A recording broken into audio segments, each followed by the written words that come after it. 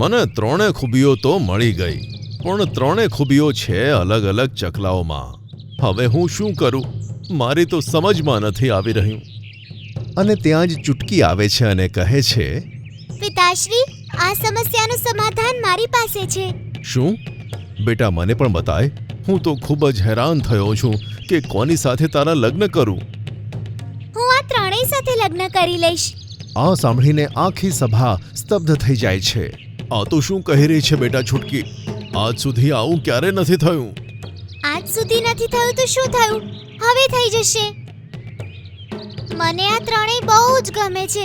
હું આ ત્રણેય સાથે લગ્ન કરવા તૈયાર છું. શું તમે ત્રણેય પણ તૈયાર છો? હા, અમને પણ કોઈ આપત્તિ નથી.